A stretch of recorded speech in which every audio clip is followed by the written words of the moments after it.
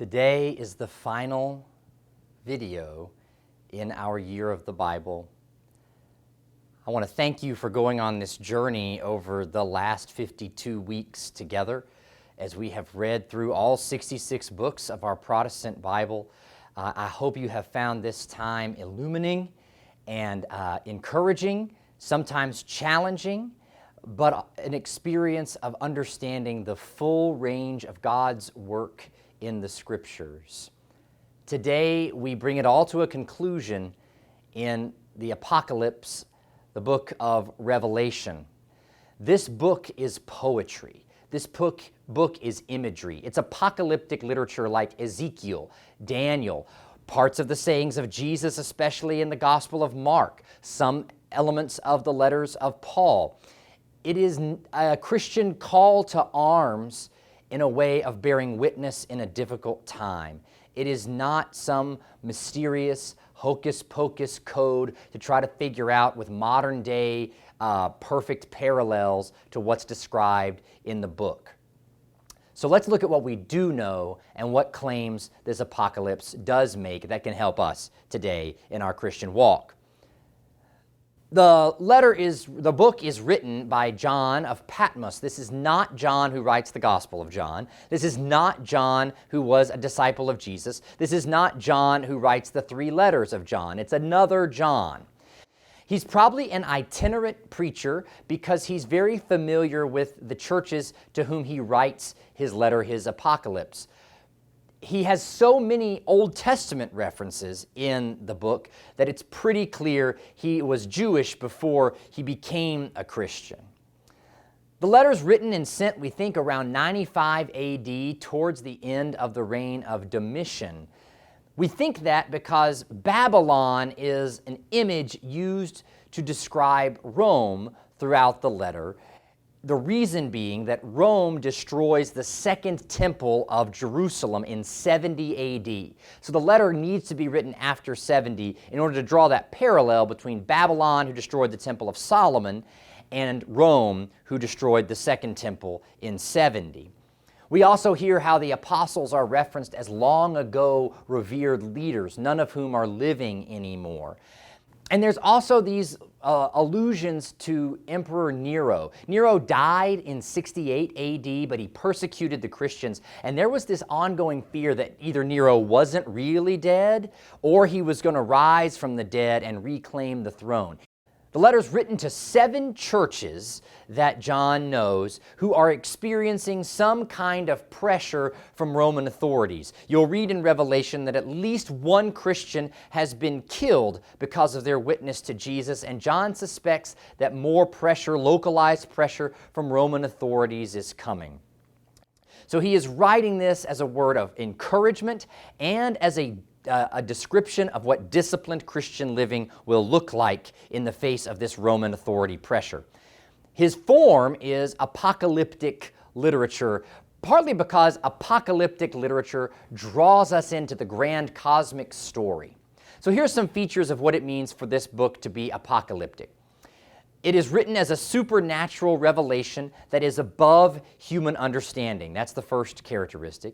The second characteristic, it sees the present situation from a future perspective. Apocalyptic literature trusts that God's ultimate goals are going to be achieved even when things don't look good right now because of who holds the power in the society. The fourth theme is that humans cannot see the path to get to that final goal in their present place, hence why they need this grand cosmic narrative. And lastly, the path is already ordained by God that the people are going to be upon. Now that may sound strange, cosmic narratives and supernatural revelations and viewing the present from the perspective of the future. But apocalyptic literature captures us even in the present. Have you read Harry Potter? It's apocalyptic. Good versus evil, a grand cosmic narrative. History hangs in the balance. Whose side are you going to be on? Star Wars, Luke Skywalker, Darth Vader, the Empire, the Rebellion, cosmic struggle. Lord of the Rings. Frodo Baggins takes his ring to Mordor to try to change the course of history from the present power structure. You can even see it in zombie movies or television shows like The Walking Dead, where you're trying to figure out what ultimately matters despite what present circumstances are. So we're familiar with apocalyptic literature, apocalyptic film, even in our own time. Apocalyptic form does present this dualistic world. There's what's happening right now, and you can buy into that and live by that. Or there's this future that's promised. Do you want to be part of that or not? You got to make a choice. Are you going to live by the present circumstances, or are you going to possibly suffer within the present order to attain glory in the future? As Brian Blunt puts it in his commentary on Revelation, he writes, apocalyptic literature then has an ethical motivation. It implores people to act in the present in a way that agrees with its understanding of the future. This is not just predicting the end of the world. This is about how are you living in the present world with the end in mind. So some of the themes we find in Revelation.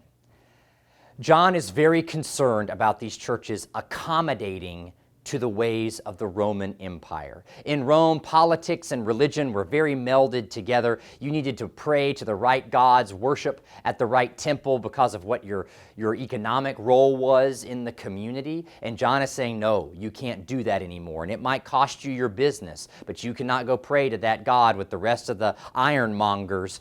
You've got to pray to Jesus, and you've got to kind of out yourself as a Christian. You can't try to just accommodate as a secret Christian who's kind of underground. You need to name it and claim it in the world, and that needs to define your economic role, your professional role, your religious role, where you are in politics in Rome.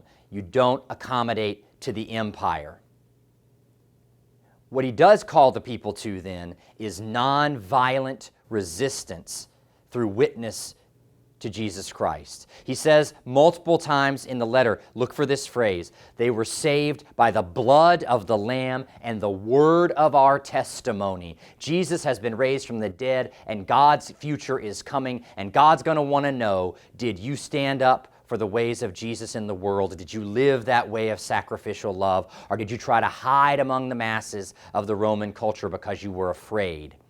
One of John's favorite Greek words in the whole book is hupomone, which is a word we can translate as perseverance, as faithfulness, as nonviolent steadfastness. Hupomone, stand firm, persevere in the faith, even in the face of persecution. The goal is not to be persecuted. Don't go looking for a fight. Don't pick a fight with other people, but do stand up for your faith and let people see the way in which it shapes your daily living. Now, in the letter, there are some images, some symbols that I want to sort of key you in on that John is referring to.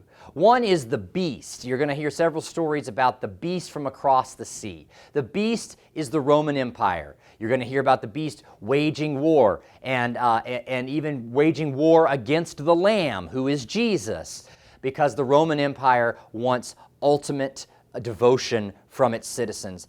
The empire does not want someone worshiping somebody else. So the beast is the Roman Empire. The beast, though, is given its authority by the dragon. The dragon is that classic mythological figure for evil who's combating the good. So John uses that literary allusion. The dragon is evil. It's Satan. It's anything that's opposed to the goodness of God. It's the cosmic power behind the temporal power of the beast.